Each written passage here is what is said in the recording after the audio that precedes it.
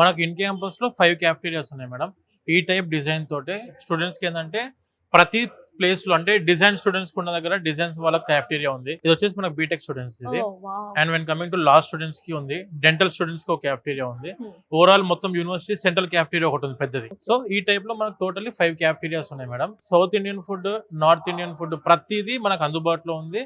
Students కి ఇది night 12 o'clock వరకు వర్కింగ్ అవుతుంది. చాలా బాగుంది అసలు నిజంగానే. అంటే ఫుడ్ కూడా డిఫరెంట్ వెరైటీస్ ఉన్నాయి. ఎందుకంటే ఒక్కొక్కసారి ఎప్పుడు మెస్ ఫుడ్ తిని బోర్ కొడుతుంది, అలాంటప్పుడు షిఫ్ట్ చేసుకోవచ్చు, లేకపోతే స్నాక్స్ టైం కి రావచ్చు.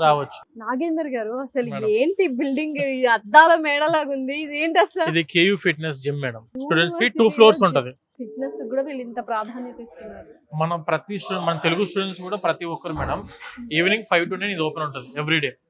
మళ్ళీ మార్నింగ్ 4 to 9 ఉంటుంది, Monday to Saturday. Fitness freak ఉండాలనుకునే స్టూడెంట్స్ కి జిమ్ కూడా అవైలబుల్ ఉంది. సో ఇలానే పైన కూడా ఇలానే ఉంది మేడం. ప్రీమియం జిమ్ ఎలా ఉంటది మనకి సిటీస్ లో, అలాంటి జిమ్ వీళ్ళు ప్రొవైడ్ చేశారు. ఇలాంటి అవుట్డోర్ జిమ్స్ 3 ఉన్నాయి. నిజంగా నాగేందర్ గారు ఏదో ఒక మంచి రిసార్ట్ కి వచ్చిన ఫీలింగ్ ఉంది. ఎందుకంటే అసలు స్కల్ప్చర్స్ ఉన్నాయి, ల్యాండ్స్కేప్స్ ఉన్నాయి మనకు. అండ్ మేడం అక్కడ స్టూడెంట్స్ హ్యాపీనింగ్ చూడండి, అది అలా డాన్స్ ప్రోగ్రామ్స్ కూడా మన స్టూడెంట్స్ ప్రిపేర్ అవుతుంటారు. ఇటేమో స్పోర్ట్స్, వాలీబాల్ ఏరియా ఉంది, బాస్కెట్ బాల్ ఏరియా ఉంది. అంటే ఎవ్రీ డే ఏదో ఒక హ్యాపీనింగ్, అంటే లైవ్లీగా ఉంటది.